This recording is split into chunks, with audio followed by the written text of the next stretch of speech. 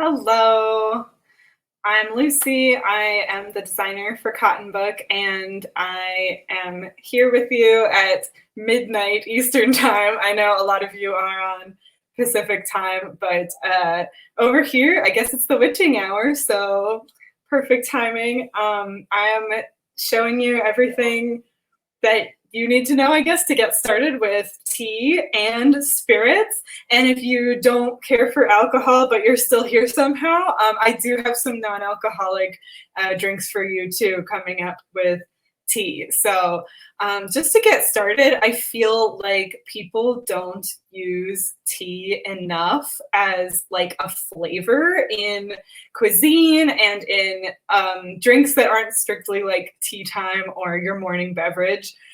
There's just like so much flavor and depth that tea can bring to any kind of food or drink that kind of gets overlooked. And especially if you're like a mocktail person or you're going zero proof, then tea is like such a good way to bring in the complexity that you can get with alcoholic drinks without actually the hangover and everything. So for example, just to start off, I attended this tea workshop where the host of it made these incredible snacks and drinks. Like there was a lapsang souchong infused butter that was melted over popcorn that had this like great campfire smoke taste to it.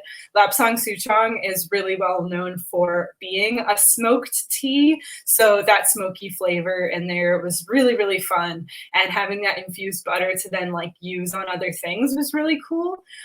Green tea is already something that like Japanese cuisine brings in. There's like, I'm forgetting the name right now, I'm blanking, but there's a dish where the main purpose is to bring life back to kind of like stale rice. So you'll have like kind of some leftovers on top and pour green tea over top. And it just like, that is a whole dish on its own, but a great way to refresh some leftovers. So yeah, I just want to encourage everybody to use tea. Yes, ochazuke, thank you. You got it. Ochazuke is the dish that I was just talking about. And like you can use tea in broth for things when you're making anything that requires broth or vegetable stock or things like that. Yeah, there are so many other, like lapsang souchong would be really good in a broth, I feel like also. And I've been really on an oolong kick. I love oolong everything, but I don't see that as often. Like Thai iced tea ice cream I've seen, which is great matcha ice cream. And you do sometimes like get to actually see some tea infused cocktails at bars and restaurants, which is always so exciting to me. Everybody points to things with tea or flowers on the menu as like Lucy drinks, and I love that. I'm like, pass those all to me. Yes, I'm so glad when people know that about me because then they give those things to me. So yeah, oh man, tea place that has mostly tea, an ice cream place that has mostly tea ice cream sounds incredible. I just tried to make a peach sorbet that had hibiscus in it, and while that is not of the tea plant, the infusion of an herb that's very popularly used as a drink was like really, really fun to add in there. So just want to like open that world to everybody of tea as a flavoring agent for like all kinds of things going forward. I've had some really lovely matcha cocktails, but I did kind of have a hard time finding recipes for that to add to a Pinterest board that I created for this with lots of fun tea cocktail recipes. But like you can just make like a gin fizz with matcha. There were some really good ones I had at a place called the Nomad in the Nomad, like North Madison neighborhood in New York. And yeah, I don't know. I'm gonna show you how to get started with some of these. But you can really like run with these ideas. There are so many things that I don't want you to feel limited to anything that I'm showing you here. I am currently infusing a vodka with oolong, and this is like a pretty classic oolong on the like more black tea end of the spectrum. So with oolong, if you're not familiar, it can be all kinds of different flavors. Sometimes it's more on the green tea end of things, and it's very floral, and you could get those orchid oolongs that just like, oh, it's like my favorite kind of oolong. It's so floral and good. But then it can get more on the black tea end of things too, where you get something more like this that's like a little bit more woody, maybe a little bit more earthy, but like not too earthy, not like Puree.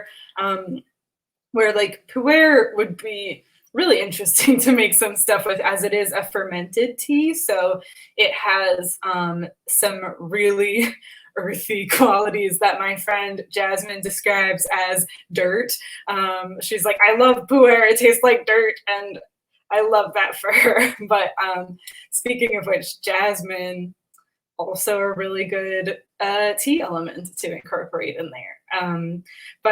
Yeah, I've just put this in a few hours ago, and it's already like this lovely like oolong color. So that's all you really need when it comes to infusions. I will show you step by step in just a second. But yeah, this is my witchy apothecary spread for getting started on these tonight. I'll be pulling out all kinds of things, including my sweet little owl mug to guide us through some of these. But I cannot light the candles without fear of like just knocking it over with one little gesture and lighting this all aflame. So you'll just have to pretend. Yeah, so I want to go ahead and show you some of the things that I have here. A lot of these bottles are just for display, for spooky purposes. I loved the label on this Bedlam one as a fun spooky bottle, but that is empty. This chemist one as well, beautiful. But the reason that I have them is because I always like to go for like locally made alcohols when possible. I do still go for like the cheapest ones usually because I'm not made of money, but it's always nice to check out like what local craftsmen are making. And so I encourage you to do that in your area. Today I have with me for an Earl Grey infused gin. I have this Cape Fear gin. Yes, for those who don't know, Cape Fear is a real place, not just the name of a book and a movie, here in North Carolina. And I just tried this gin. It's a little on the sweet side. There's something strangely sweet about it. But I think it will be really good for infusing. So this will be fun, as well as some, yes, vodka for other things. I'm gonna say real quick that gin, which is one of my favorite spirits, is actually not hard to kind of like make your own version of.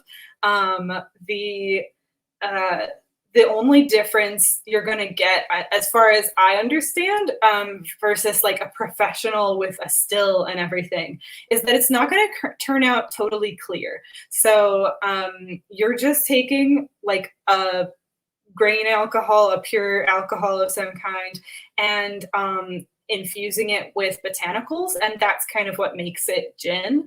So we've been over at my house playing with some different gin infusions with like different ratios of ingredients to get, yeah, some really delicious flavors. I love the juniper flavor, and juniper is also like what makes gin as well. So you always want to have some of that.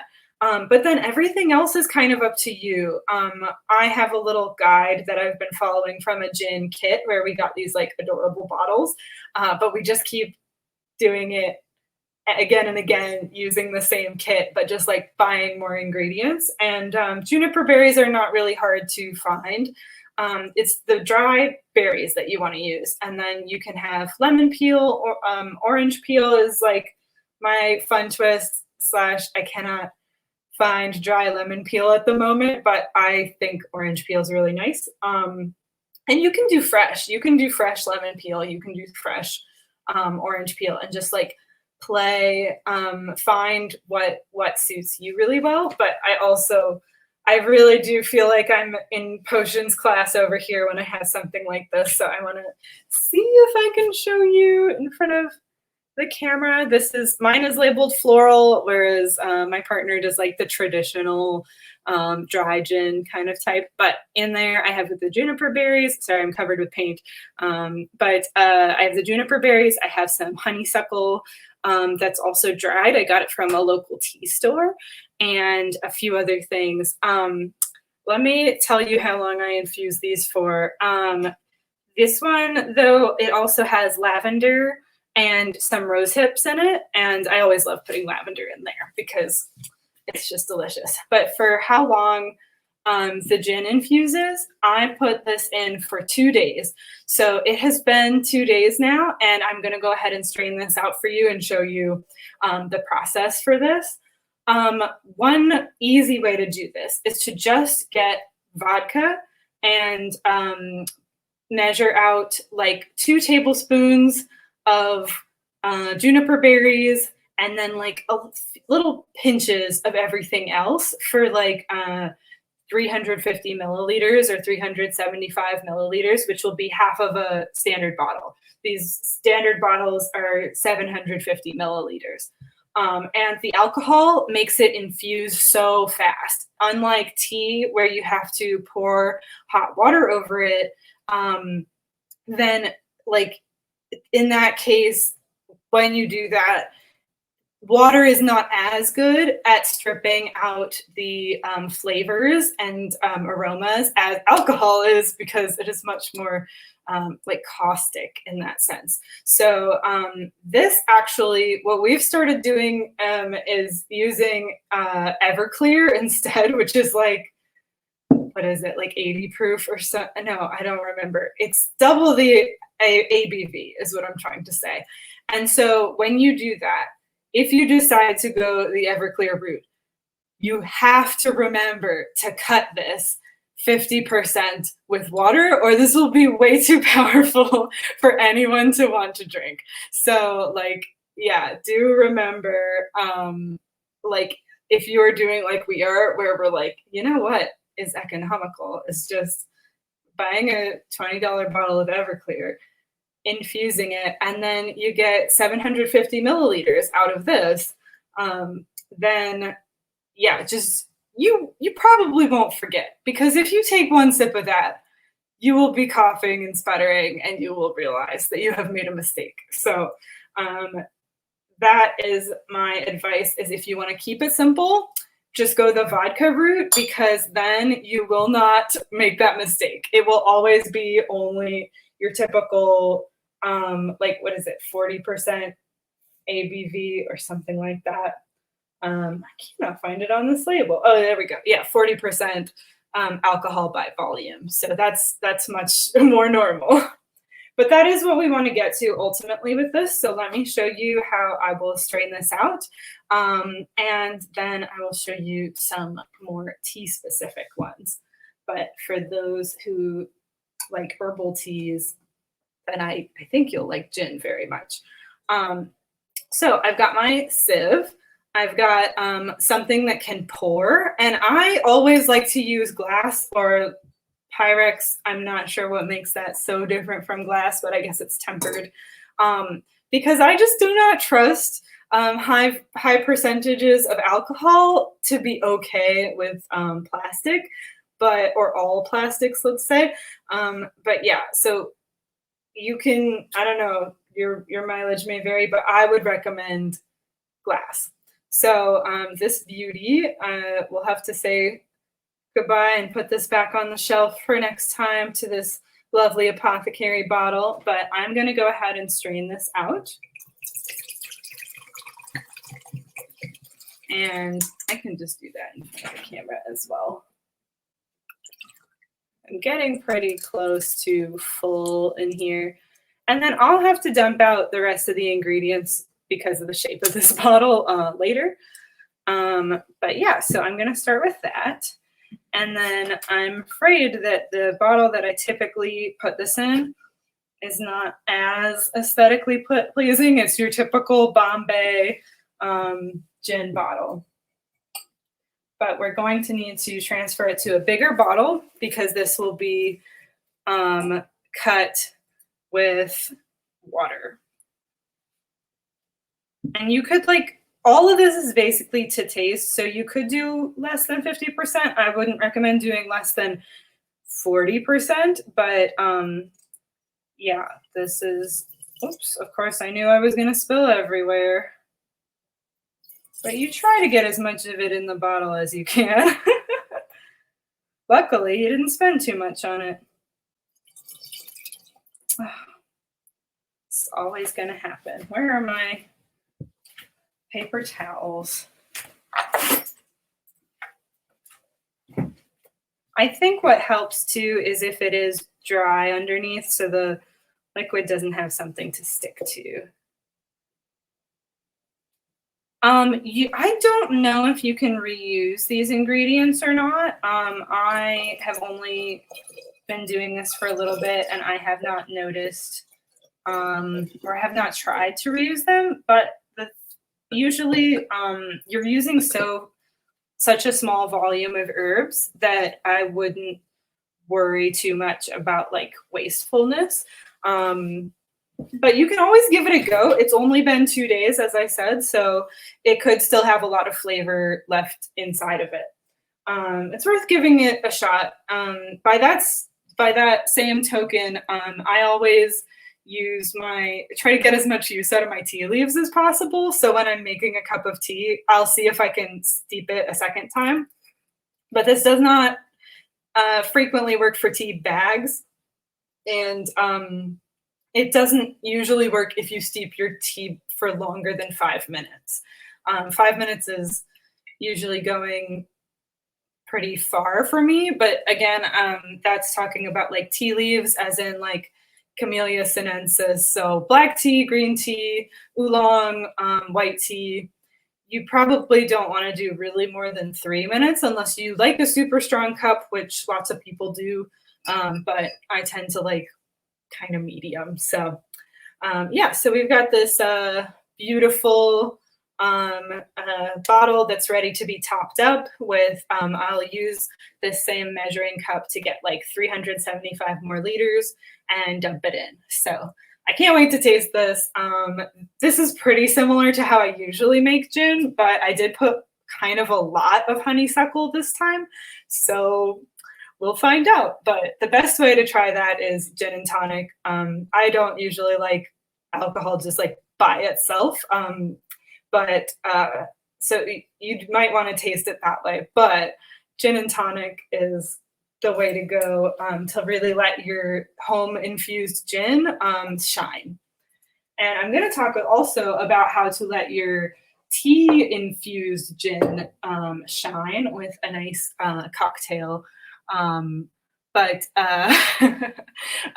no, it's easy to forget and just leave your tea somewhere. I do it all the time, so I understand. But then I try to re-steep it anyway, and it comes out watery and sad, and I let it cool and give it to my plants. So they like it. They like the tea. Okay, so we have just kind of looked at a quick DIY gin. As you also may have noticed, the color is going to be significantly different from what you think of as tea or gin color. Yeah, maybe it is, but they don't have to know. But yeah, the color is because we do not have a still. If we had a still, the distilling process would leave us with a clear liquid, but there's nothing wrong with this. It just has color the way that tea has the color of the things that infuse it. So the Earl Grey tea that I want to make. Oh, I was thinking about, I just showed you how to strain this stuff out, but this one is vodka, so I wouldn't have to worry um, about cutting it with alcohol, or sorry, cutting it with the water. I can just try this as is, and I don't know. I have never done it with just like vodka and oolong and nothing else before, so maybe I'd make a vodka tonic with this just to taste, and then see what tastes good from there. I bet some lemon in there would be good. I bet some orange in there would be good. But as you may be able to tell from how many times I have substituted orange and lemon, I like orange a lot. So if you can think of any other things that would go well with it, rose might be really nice. Yeah, rose water is also something great to have in your bar cart if you are a lifestyle Lolita in a way like me, where I'm just like, let me drink the flowers, let me eat the flowers, let me just consume all the tea. So yeah, I have like doing rose infused vodka. Oh my gosh, like that would be incredible. Rose infused gin, lavender infused gin. Like, think about it, the possibilities. Doing like a black rose tea liqueur. Oh my gosh, that would be so good. Let me see. What are we doing next? Yeah, you know the process. So I'm going to leave that there, even though I'm dying to taste it. Maybe at the end, I will taste it. Yes, Rose Puree probably knows what I'm talking about. Let's go ahead and do that gin. So I have this awesome matcha sake bottle. It was like, I want to say $7.99 or $8.99 for a matcha sake. I lost the cap. It was like a nice silver cap. I don't know where the heck it is, but it's the cutest bottle ever. And I'm going to use this to infuse some Earl Grey. So if you are following along at home, yes, the matcha sake was very good. Do recommend. Again, like the possibilities, just open the door to tea drinks, okay? Um, so to do the Earl Grey infused gin or vodka or whatever, if you prefer, if you're like, I don't want to lose the flavor of the gin in all this, I understand. I understand completely. That is why I'm not using my special gin for this. But this local gin, I am going to do it in much smaller proportions. But what you would do if you wanted to do an entire bottle, if you were doing a 750 milliliter bottle and you're just like, I'm going to dump the tea leaves straight in there, you would want 4 tablespoons of Earl Grey. And like, all of this is so super flexible. I really don't think it makes a big difference whether you do 4 tablespoons or 5. I think everything is going to be to taste. And if you end up with a gin where you're like, oh, this is too strong, like just put some more tonic in your drink. I don't know, like just jiggle the ratios around until it works for you. But let's just say it's going to be 4 tablespoons and for a whole bottle. I'm just going to do 1 tea bag. I'm going to use tea bags for this. As you can see from this one, I used loose leaf tea. But if you, I don't buy loose leaf Earl Grey. I just ended up with this as a gift. So I'm just going to take out 1 tea bag. If I can rip into this box. And I'm going to like cut it open and dump the contents in. So if you are following along at home, now is your time to measure out. I imagine that this is about a tablespoon. It might be closer to a teaspoon. It should be a teaspoon, but tea bags often have more in them, I find, than a teaspoon. I'm going to try this because I'm probably only going to be able to fit 200 milliliters in here. So I'm just going to like rip this open. And yeah, if you're at home, maybe do 4 4 or 5 tea bags if you're going by tea bags. If you are going by loose leaf, you will have a much easier time measuring this out. But oh yes, rose flavor alcohol only. Agreed. So here I go carefully trying to pour this in. This is just going to be good. Okay, it's not just Lucy spills everything for an hour. So yeah, I've just measured that out. I know my lighting is a little dark over here, so that's what it looks like. It smells incredible. I mean, that's the one nice thing about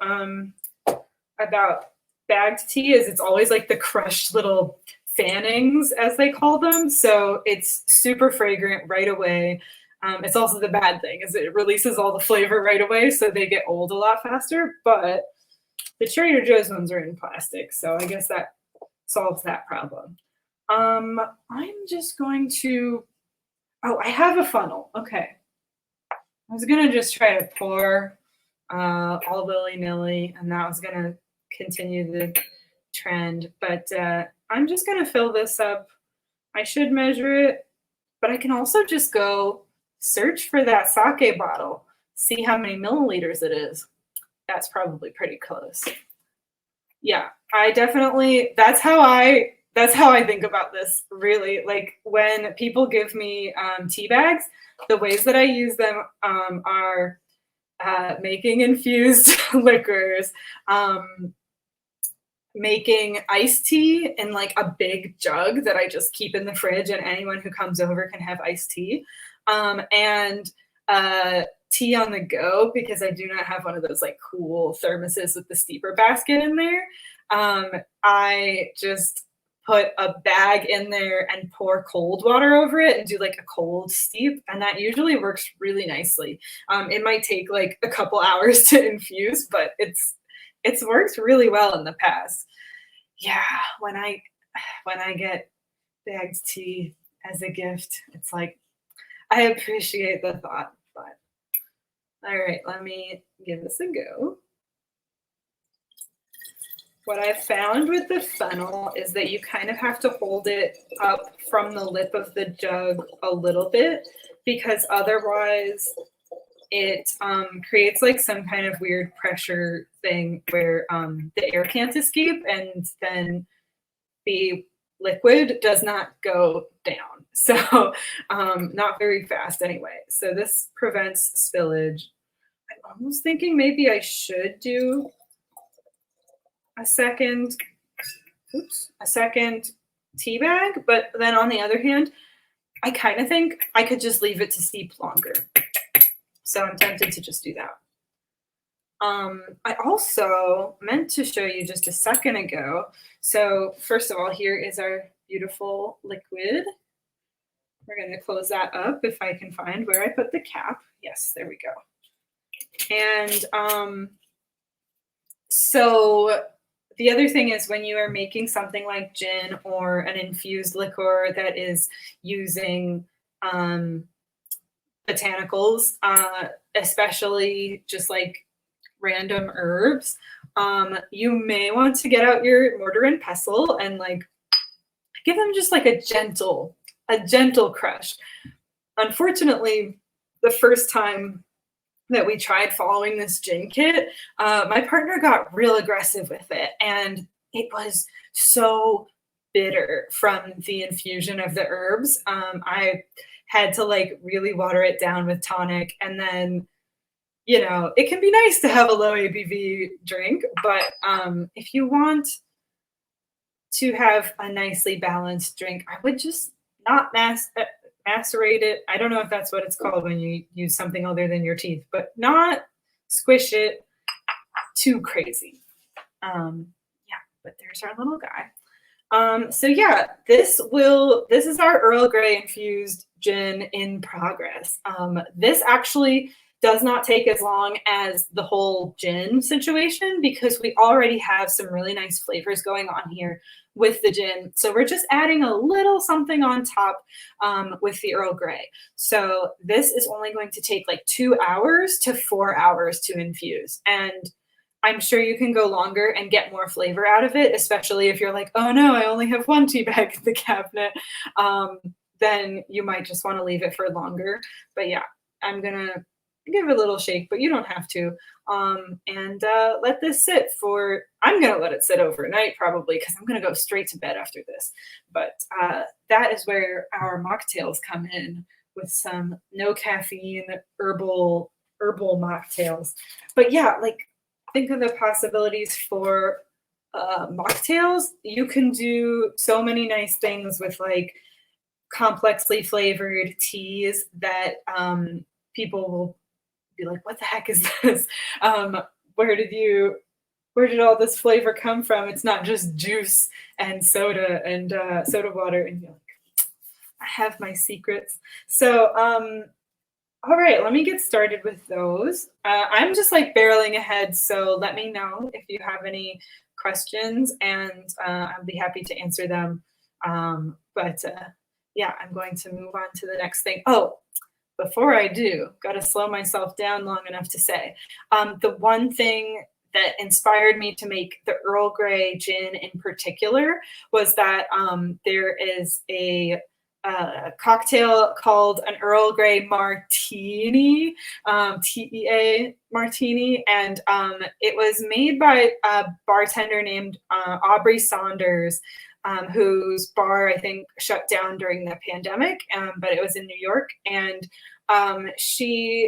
so her drink is not literally a martini. Yes, that's how you spell it. Her drink is not literally a martini. There's not the classic martini elements to it, which is usually gin and dry vermouth. But it is a fun word, so we're gonna call it a martini. The martini, let me open my tab that has the recipe. The Earl Grey Martini is 1 ounce simple syrup, 3/4 of an ounce of lemon juice, 1.5 ounces gin, and an egg white. And you do like a dry shake, you put some ice in, I guess, and shake again, and then strain and garnish with a lemon twist. I have made this and it was so good. For those who are either vegan or squeamish about eggs, or like honestly anyone, y'all need to hear this.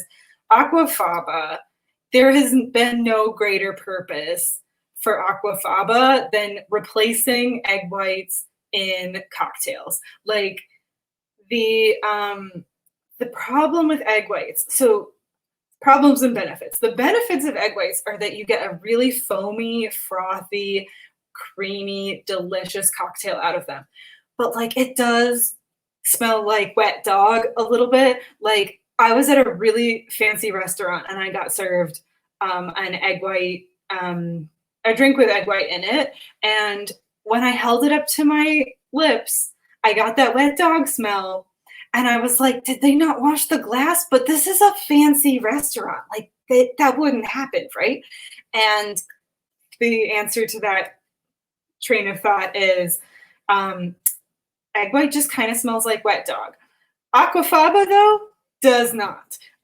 Always a much easier thing to go with. It is, it's not as creamy, but it definitely is creamy. It is foamy. It froths up when you shake it. It's so good. And it is just the liquid from cooking chickpeas. So when you either cook a bag of dry chickpeas, or like I do, or like normal people open a can of already cooked chickpeas, you can just pour off that liquid, save it in the fridge for like, it'll keep to like a week or 2 weeks. It doesn't keep super long, but during the time you have it, there are things you can do with Aquafaba, and one of them is to use it as an egg white replacer. So like if you just did a little shot glass full of Aquafaba in this recipe, shake that all up. It is so good. So I think the Earl Grey Martini that I just mentioned is on the Pinterest board I created for this. I believe that's on the Gramarye website, but I can also link it in the Discord. So yeah, definitely recommend using, if you like gin, then yeah, then I don't know. If you don't like gin, I don't know why you would have done this. But then I recommend making the Earl Grey Martini. So easy. All you need is the lemon, the Earl Grey gin, and Aquafaba, and what else was it? Like simple syrup or something. And for that matter, simple syrup is also something that like you can buy at the store, but I don't know why you would.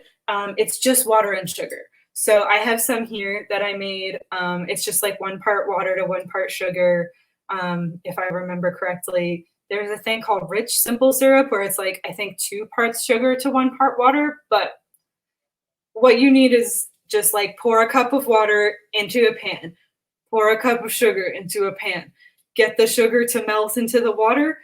You got it. Like it takes 2 seconds. You don't have to run to the store for this. And the great thing about this is you can put tea in it. You can put anything you want in it. I made this ginger simple syrup because my root of like ginger that I bought from the store was so shriveled and dry from disuse that I felt bad for it. I didn't want to throw it away. I knew that I could get some ginger flavor out of it, but I could not eat it. So I boiled it in water and sugar, and now I have a ginger simple syrup that I can dump in any drink and make it instantly gingery and delicious. So do this with everything. Plowing right ahead, now that we have our liquor drinks, let's get into some mocktails. I'm gonna get out a lovely glass. Let's see. We're gonna start with the chamomile tea spritzer. So this is something that you can really run with as well. I'm going to say, if you like chamomile tea, this is like an iced chamomile tea with some bubbles on top.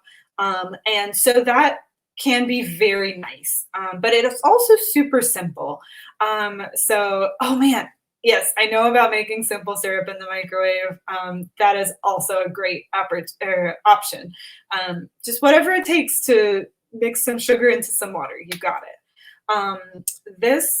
Speaking of simple, it's very simple, just chamomile, honey, a little bit of tonic on top, but the possibilities to build on it are really great. So I'm going to show you the basics, and then you can either enjoy that as is or like find whatever's in your fridge to build on it. Still going to use this measuring cup, even though it's obviously, well, I could just pour it straight into the glass. Let's see if I make a mess this time.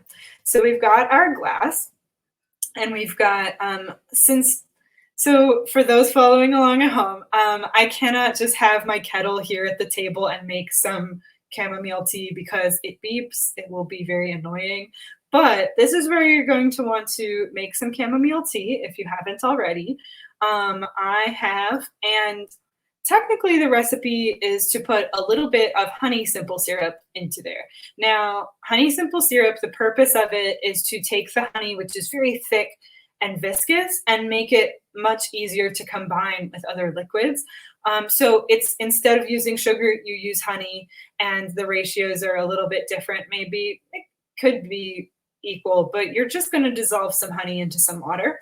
I just thought, why bother when I'm already making chamomile tea? I'm just going to stick a spoonful of honey into there. So again, to taste, but you might put 1 teaspoon of honey depending on how sweet you like yours to be.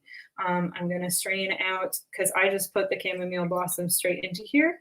And also, if you are in a home that has ice instead of like I am at a change to this desk, then you want to put ice in your glass first and then pour the chamomile over top. And you basically just want to put as much as you want and just leave some room for tonic. And the tonic is just going to make it like fun and bubbly, and it is sweet.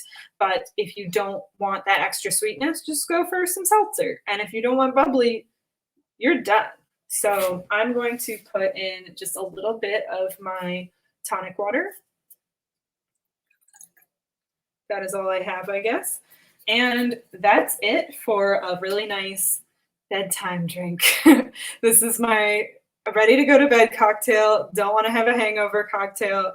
Starting to switch to non-alcoholic beverages late at the night in the night. So yeah, that's really nice. The chamomile, I love how it comes through there. The one thing that I figured only I am probably prepared to do is to put some peach in here. Would be really nice. If you have peaches by some miracle, or like, it is getting pretty late in the peach season, they're basically over. Um, it will go so well in here. And I know this because I've already tried it. Yes, chamomile and peach, really nice combo, I found out. And so basically, I had these peaches that were going to go bad. And so I wanted to use them immediately. And they were just not the best peaches for me to eat and enjoy raw, unfortunately. So instead, I got the idea from my peach hibiscus sorbet to cook the peaches, to stew them on the stove, and then strain that out and put them in the blender and to make a peach puree. So I've been making peach puree cocktails for the past couple of weeks, and it's been so, so good. So let me grab that. Here's my peach puree. It is not aesthetic at all, this container, but at least I have a cute spoon. So I love this spoon. I'm just going to take a scoop of this. And for me, I'll just take scoop after scoop after scoop. And I'm quite happy to saturate my drink with peach. It does make it like full of sediment. It's not like clear anymore is what I'm trying to say. But I'm just going to stir that.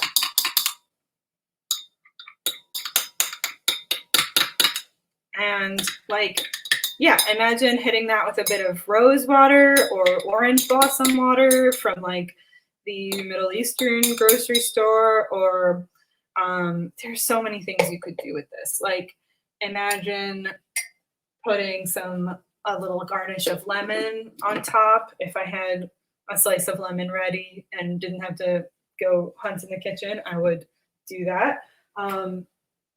Just like, this is a really nice basic drink that you can make either basic as it is without having to think about it, or you can dress it up. So that's why I would really recommend a chamomile spritzer. So let me try that. That's so good. I'm gonna definitely drink the rest of this as I wind down after this tonight. This is cheers. I'm very happy with that. The next drink, or the last drink, I guess, that I'm going to show you, I'm just going to use this cute little beer glass, is going to be another mocktail that is in the realm of the classic cocktail, the old fashioned. And this is inspired by / heavily leaning on barley tea. So if you're not familiar with barley tea, or mugicha as it is called in Japan, this is a tea made with no tea leaves at all. Again, it is an herbal thing. And I recently discovered it does have gluten. So if you have a sensitivity, then unfortunately, this is not for you. I thought it was the perfect thing for my friend who can't have alcohol, can't have bubbly stuff, can't have citrus. I was like, finally, I've found the cocktail, but it does contain gluten, and they have a gluten sensitivity. So I will continue my search, or I'll let them have the chamomile one. I think the chamomile one will be perfect without the bubbly. Yeah, the old fashioned is barley tea. And yeah, mugicha, I feel like you most classically have it iced, and it's like a summer drink in Japan. And you can definitely get it from like Tea's Tea in a bottle at some grocery stores. And it's maybe not for everyone. It's kind of in the same family, in my mind, as coffee and beer, where it's kind of a savory drink that flips your expectations about what drinks are supposed to taste like. But like, I don't know. I think for this purpose and for cocktails in general, and like, yeah, imagine using it as a soup stock too, or a marinade or something. Like, it's a really good versatile thing to have. So this is just roasted barley that we have cold steeped, and that's one way to do it. You can also like boil it, but you do want to leave it for like around 2 to 4 hours to get the most flavor out of it. So this is another one where I just do it to taste, but I will real quick look at my recipe for you to tell you how it is suggested to be done. So this is going to be like a splash of simple syrup, either a slice of orange or a maraschino cherry, as is typical for an old fashioned, a couple dashes of Angostura bitters, ice, and 2 ounces of barley tea. So here, let me go ahead and demo how I would make this. I've got my, oops, got all my ingredients. Got to get out my orange and my barley tea. And this is another, this pot also, it's adorable. It's the perfect witch's pot, but it cannot pour very well. All right, let me see. Little splash. Probably should have done my simple syrup first. I feel like that helps it mix better, but then I can just stir it with a spoon, so no big deal. I got my simple syrup. I'm gonna put a little dash. Oh, glad you're enjoying it. Just a little boop. And then I will figure out the rest.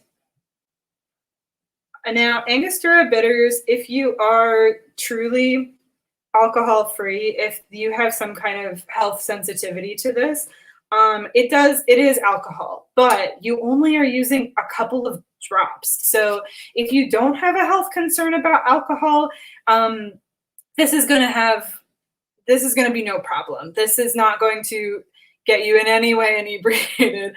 Not at all. This is just the nice thing about bitters, honestly, is that you get a lot of complexity of flavor without getting wasted, you know? So the bitters are a great option for people who want like an almost zero ABV. It will be like 0.1% ABV or something. I don't know. But yeah, if you drink this by itself, it is 45% ABV. You would not want to drink this by itself, just for anyone who doesn't know anything about bitters. And also, in speaking of spooky things, this Angostura Bitters is from a time when it sold for $2.59 a bottle. It's been a long time since whenever that was, but it's bitters. It keeps. If you want to learn more about bitters, I think I probably don't have time to go over it, but it's Angostura Bitters are one of the classic ones, and it is the bitters for an old fashioned. So I'm just gonna put a couple of drops in there. I usually put like 3 dashes because it's like just can't control my hand well enough to put less, but also tastes good. So I think that's good. I think this is a nice amount of drink, and again, ice in it would be really nice. But to compare this to a real old fashioned, for people who are fans of those, you're of course never going to get like the burn of the almost pure alcohol in a drink. You're not going to get like the thick kind of mouth feel to it. But the flavor is so good. You have to appreciate this as like a lovely almost zero ABV option. And I'm gonna put my orange in there because I love orange. I give it a little squeeze because, especially with something like this where it doesn't have raw alcohol in it, taking up the majority of it, I want to give it as much opportunity to be infused with flavor as possible in every way. Yes, we're not here for pain. We're here for delicious drinks. Thank you.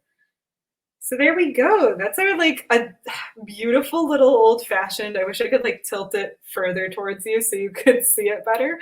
But yeah, it's just like such a beauty. Love it. And I'm going to give it a sip. I have been steeping this barley tea in the fridge all day. So I'm interested to taste how strong it might have become.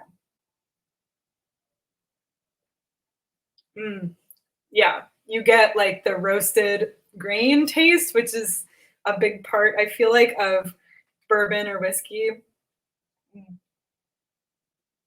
And then the bitters add some of those like spice notes. I am not I'm not knowledgeable about bitters, but I want to say what I'm tasting is like kind of those fall spices. And so it feels like a really good fall drink for when you are not going to get wasted. Maybe even you're hungover the next day, but you're ready to party. Like, make yourself some barley tea and put a little sweetener in there of some kind. Put some orange in, maybe a couple bitters, and you got like a great little drink to keep you happy even when you are not interested or not allowed to have the alcohol.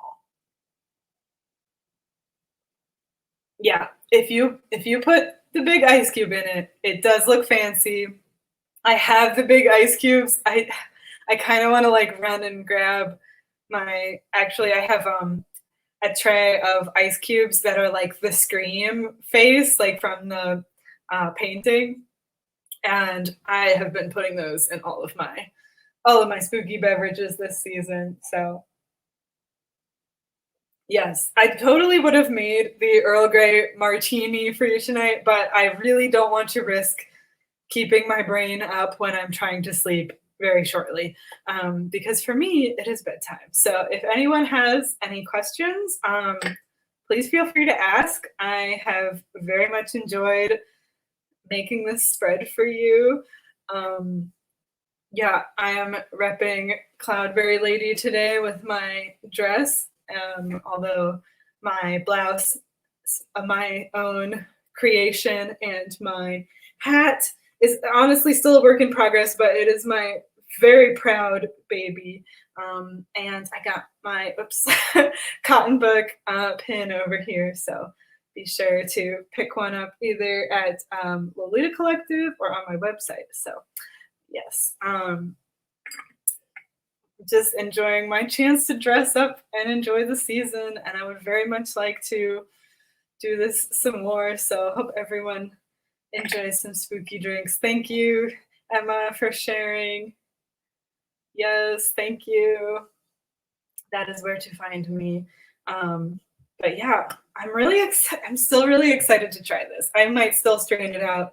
Well, I really ought to strain it out because it's at least been 3 or 4 hours now that this has been steeping. And if we're going by the same logic as this baby, then it's probably strong enough. So that'll be so tasty. Can you imagine oolong cocktails?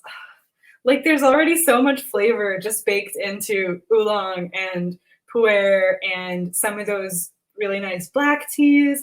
Green tea, I feel like would be so delicate. It could be really hard to get some of that out of there, but I want to go for it. I want to try that out and see what I can get from it. And I actually like harvested a ton of Thai basil from my yard and then made a really strong decoction. I think decoction basically means the same thing as infusion or tea.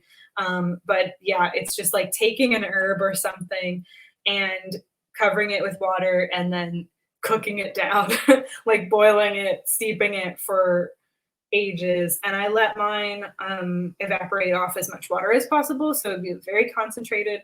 So I have this Thai basil decoction in my fridge, and that's another thing. I've been pouring like peach puree and Thai basil into everything that I make, and I can't wait to find like the perfect use for the Thai basil. So I feel like maybe green tea and Thai basil with some lemon or lime could be really nice. There's a place here in Raleigh that makes their like house lime Ricky is called, because the place is called Mofu. It's downtown, and they have like a Thai basil Ricky, and that sounds so easy and delicious. I'm gonna have to try that.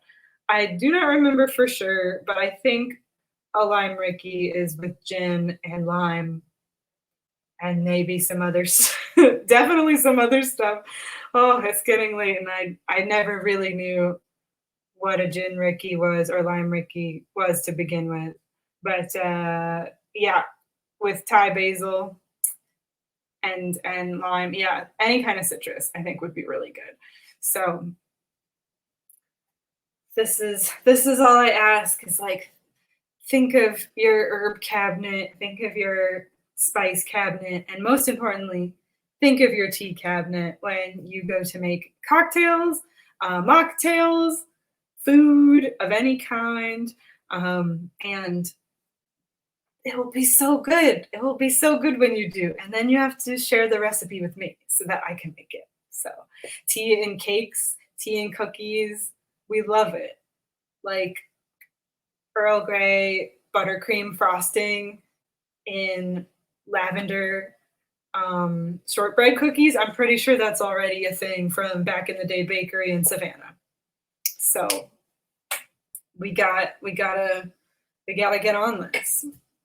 Everybody share your recipes with me. So for those of you who are still up, thank you so much for joining me. If you have any questions, feel free to like, if you are too shy to share them in the chat, then share them with me on my Instagram. You can message me.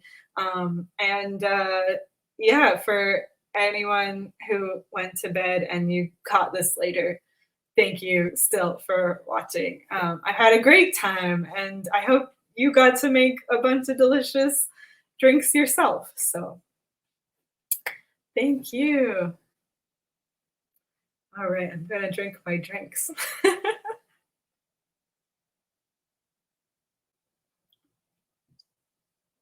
I can tell you though, I will tell you before, since it's like 3 minutes left. Where did that gin go? The gin that I just had.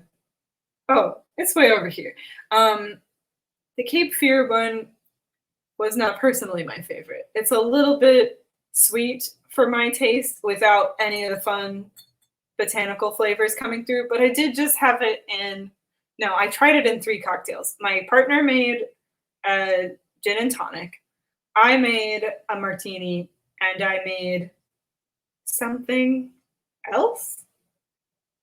Maybe I just had it in 2 drinks tonight. I'm sorry. I am fading like a flower. So it's not my favorite, but I do encourage you to check out your local brews, your local potions, and yes, find something you like. Oh, all right. With that, I will disappear. But yes, thank you so much. Have a good night.